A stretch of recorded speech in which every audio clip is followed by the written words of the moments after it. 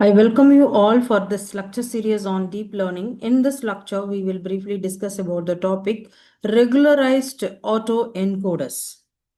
So all we know that what is encoder, and first we'll see the regularized autoencoder means. It is a specialized type of autoencoder that uses a regularization technique during training. This means regularized autoencoders are enhanced versions of traditional autoencoders that include additional constraints during training. These constraints help the model learn more meaningful and generalized representations of data instead of simply memorizing the input patterns. So this is the main advantages of using this regularized on autoencoders. It is designed to learn robust and meaningful features, and it prevents the model from the simply memorizing input data. What I've said, it is widely used in feature extraction, anomaly detection, and dimensionality reductions. So this regularized autoencoders we will improve, as I've said, learning capability of traditional autoencoders. This regularized autoencoders or enhanced version, as I've said, enhanced version of the traditional autoencoders that include additional constraints during the training process. They introduced constraints or penalties during training. Regularization technique add penalty terms to those to the loss functions which guide the learning process. These penalties encourage the network to follow specific learning behaviors such as sparsity, robustness to noise, or stability against input variations. Next, the constraints force the network to learn useful patterns instead of copying input patterns. So, this means without regularization, an autoencoder may simply reproduce so it will reproduce the input at the output without extracting meaningful information.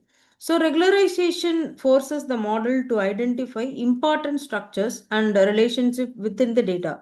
Regularization, as what we did in our day-to-day life, regularization. If suppose if I want to catch up the bus, if the bus will come by 8:20, I regularly I'll go by 8:20 for getting the buses. Similarly, here the network will also be able to do it.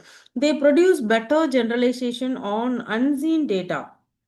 That means because regularized autoencoders focus on learning, that is, they will learn the significant features, they perform better when presented with new data. This improved generalization makes them useful for real world machine learning applications.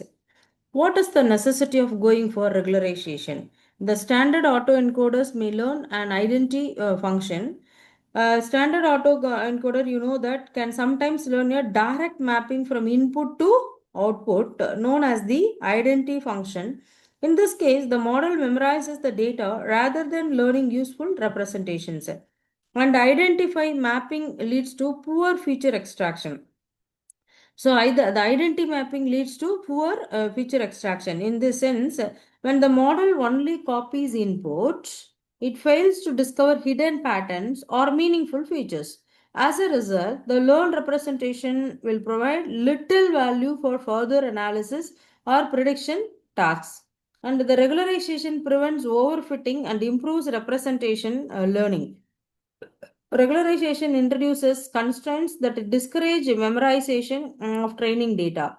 This helps the model learn generalized features that can be applied to new and unseen data sets. It helps discover hidden structures in data. By restricting the learning process, regularized autoencoders are encouraged to capture underlying relationship and the structures present in the data set. It will result in more informative representations. Next, the architecture of the regularized autoencoders, what we have seen it in our previous lectures, it consists of the components or input layer, encoders, bottleneck or latent representation, decoder as it is. What we have seen it in the previous lecture also. So input layer receives the original data and passes to the encoder. The quality of the feature learning depends on how effectively the network process this input information. And encoder network, the encoder transforms the input data into a lower dimensional representation. It compresses the information while preserving most important characteristics of the data. Next, bottleneck or latent representation. The bottleneck layer contains the compressed representation of the input data.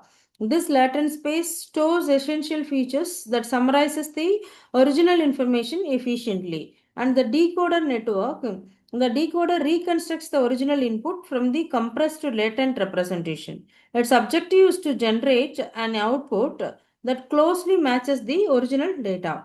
Next, output layer. The output layer produces the reconstructed version of the input. The difference between the input and output is used to calculate the reconstruction error during training. And next, the additional features are regularization term added to the loss functions. That means a regularization term is incorporated into the loss function to impose learning constraints. This helps the model avoid overfitting and learn more robust features. And it encourages learning of meaningful latent features. That means the regularization process ensures that the latent space captures important characteristics of the data rather than storing unnecessary details, leading to improved feature representations. Next, the working principle of this regularized autoencoder is input data is fed into the encoder. The learning process begins by providing input data to the encoder network. The encoder processes the data and extracts important features from it, and encoder compresses the data into latent representation. That means the encoder reduces the dimensionality of the input and creates a compact latent representation. This representation contains the most relevant information from the original data, and regularization constraints are applied during training. The during training, constraints such as sparsity penalties or noise robustness requirements are imposed. These constraints guide the network toward learning useful and generalized features. And the decoder reconstructs the original input. The decoder uses the latent representation to recreate the original input. Its goal is to minimize the difference between the reconstructed output and the actual input. And the total loss includes the reconstruction loss and regularization loss. The overall loss function contains reconstruction error with regularized penalty, and minimizing this combination loss enables the model to learn both accurate and meaningful representations. And the types of that is this is the loss function. The loss function is given by reconstruction error plus lambda plus regularization term, that what we are going to add. And the types of autoencoders are sparse encoder, denoising autoencoder, contractive autoencoder. The sparse autoencoder impose sparsity constraints on hidden layer activations. Only a small number of neurons remain active, allowing the network to learn selective and informative features. And here, the denoising autoencoder, the denoising autoencoder is trained using noisy input data and to learn reconstruct the original and clean data. The process improves the robustness against noise and data corruption. And the contractive autoencoders reduces the sensitivity of the hidden layer representations to small input changes. This results is stable and invariant feature learning. Next, sparse autoencoder. It uses sparsity constraints on hidden layers. And the sparse autoencoders apply constraints that limit the number of active neurons in the hidden layer. This encourages the efficient use of network resources. And the most neurons remain inactive for a given input. For any specific input, only a few neurons are activated while the majority remain inactive. This behavior helps network focus on most important features, and it improves the feature selectivity. By activating only relevant neurons, sparse autoencoders learn more discriminative and meaningful representation of the data. And the main advantages are it learns discriminative features. The sparsity constraint enables the network to identify distinctive characteristics that separate different data parts patterns effectively. Better representation learning. Sparse representation captures essential information while eliminating redundancy, leading to improved learning performance. And it is useful for image and speech processing. Sparse encoders are widely used in image recognition and speech analysis because they can efficiently extract significant features from complex data. Next, denoising autoencoder. The characteristics are the input data is intentionally corrupted with a noise.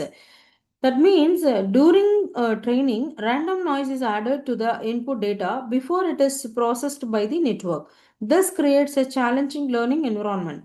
A network learns to remove noise during reconstruction. The autoencoder is trained to reconstruct the original clean data from the noisy input, thereby learning robust feature representation. And the advantages are robust feature learning. By focusing on important information and ignoring noise, the network develops stronger and more reliable features and improved resistance to data corruptions. The model becomes less sensitive to missing values, distortions, or noise present in real world datasets. That is effective in image denoising applications. Denoising autoencoders are commonly used to restore noisy images by removing unwanted disturbances while preserving important visual details. Next, the contractive autoencoders. The characteristics are it adds a contraction penalty to the loss function. A contractive autoencoder includes an additional penalty term that limits how much hidden representations change in response to input variable variations. It reduces the sensitivity of hidden representations. The penalty encourages the network to generate similar latent representations even when the input changes slightly, and it learns the advantages are it learns stable features. The resulting features are more consistent and less affected by small disturbances in the input data, and it is better generalization. Stable feature representations improve the network's ability to perform well on previously unseen data, and it is robust against small input variations. Contractive autoencoders can handle minor changes or noise in the input without significantly affecting the learned representations. And the advantages of regularized autoencoders are it prevents overfitting. That means regularization reduces the latency of the model to memorize training data, resulting in improved performances on new data. It learns meaningful latent representation. That means a model captures important underlying structures within the data set instead of learning trivial input output mappings, and it improves the model generalization. The regularized autoencoders perform effectively on unseen data because they learn generalized rather than memorized patterns. And it is robust to noise and data variations. The learned representations remain reliable even when the input contains noise or slight distortions, and it is effective for unsupervised learning tasks.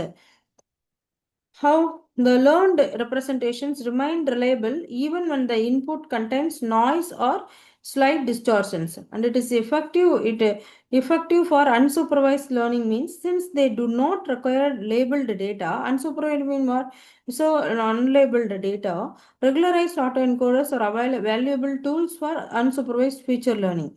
It enhances the feature extraction quality. How means the extracted features are more informative and useful for downstream machine learning tasks such as classification and clustering.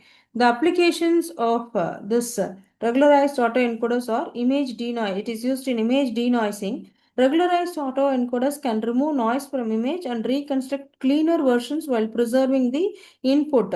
In important visual details, and in the feature extraction they automatically learn useful features from raw data, reducing the need for manual feature in engineering. And in the dimensionality reduction, the latent space representation provides a compact version of the data while retaining essential information. Next, in the anomaly detection, by analyzing reconstruction errors, the model can identify unusual or abnormal patterns in the dataset. And in the medical image analysis, regularized autoencoders assist in extracting important features from medical scans for diagnosis and research purposes. And in speech recognition, they improve speech processing system by learning robust and audio representations from the speech signals. And the recommendation system, it is being used. The learned representations help recommendation engines understand user preferences and its and item characteristics. And in the data compression, regularized autoencoders compress large data sets into smaller representations, reducing storage requirements while preserving key information. So, coming into the conclusion, regularized autoencoders extend traditional autoencoders by adding constraint during training. That means additional constraints help the network learn more meaningful features and prevent it from simply memorizing the input data. They prevent simple memorization of input data. Regularization techniques force the model to focus on extracting useful information rather than reproducing exact input patterns. And the sparse, denoising, and contractive autoencoders are common variants. That means these three variants use different regularization methods to improve feature learning and model robustness. These models learn robust and meaningful feature representations. The learned latent representations capture important data characteristics and remain reliable under different conditions. Regularized autoencoders play an important role in modern deep learning and representation learning. Their ability to learn generalized and informative features make them valuable tool in many machine learning and artificial intelligence applications. So that's all about the order regularization autoencoders by using the regularization technique. The remaining things we'll discuss in the next lecture. Thank you.